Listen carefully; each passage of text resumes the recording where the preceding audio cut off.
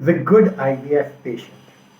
There are lots of articles written on how to be a good IVF doctor and how to find the right IVF doctor or the best IVF doctor. But I think there needs to be a lot more said about how to be a good IVF patient. And that's what I'm going to talk about in this video. I'm Dr. Malpani. I run Malpani Infertility Clinic. Our website is www.drmalpani.com. So what does a good IVF patient mean? Now, I always tell patients there are only two things in life, things you can control and things you can't control. Now, how good or bad your doctor is, whether he's ethical, honest, conscientious, transparent, accountable, answerable, cost effective, willing to share information with you, empathetic, a lot of that stuff is important, but that's not something which you can control. So why worry about things you can't control? But the thing you can control is being a good IVF patient, and I think that's important. Now, of course, the best IVF patient would be one who was young, who grew lots of eggs, who did everything the doctor said. No, wait, let me take that back. Who did everything the doctor said because they understood that what the doctor was telling them was right. I think this is crucial, and I think that's the difference between a good IVF patient and a not so good IVF patient. Now, obviously, we'd all love younger IVF patients who are good, aware, and responders because we know the chance of getting pregnant is so much higher. But you can't do much about these biological variables. You can't make yourself younger. You can't improve your aware and reserve, and I get that. I wish you could. It would make my life so much easier, and yours as well. But even if you can't, what are the things which you can do? And the one thing which you can do is educate yourself, inform yourself, arm yourself with what I call information therapy. I think information therapy is the one thing which marks the difference between a good IVF patient and a not so good IVF patient. The not so good IVF patients leave everything up to the doctor. They just outsource everything to the doctor. Their whole approach is, I'm just a patient, I'm an idiot. What do I understand? Medicine is so complex. IVF is so complex. It's so expensive. Isn't that the doctor's job? After all, aren't I going to the best brand name doctor who took out a full page ad in the Times of India, or who got my bhabhi pregnant? So I'm sure she will get me pregnant as well. All kinds of reasons for being intellectually lazy and not doing their homework. Now, you're lucky, you may still end up, in spite of your laziness, with a good IVF clinic, and that's fine. What happens if you don't? You only have yourself to blame.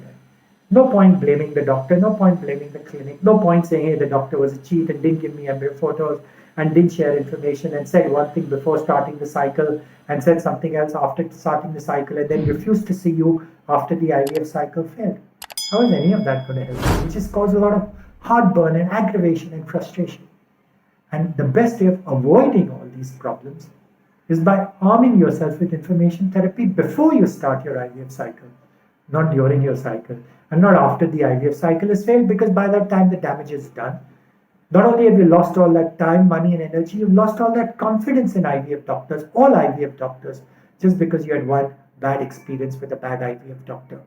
The good news is that as a patient, you don't need to be dumb.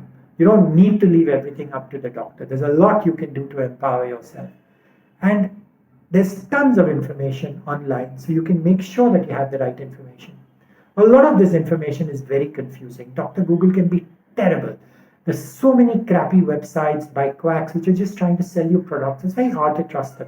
And that's the other reason patients get frustrated, because they say, hey, every website looks the same. Every website claims a 98% success rate. How can I really trust these guys? How can I differentiate between Dr. A and Dr. B just based on a website? And I agree with you, you can't. And that's why I encourage you to come and go to any other website you like, but please come and check out our website, which is www.drmalpani.com. That's drmalpani.com. We've been running this website for many years now.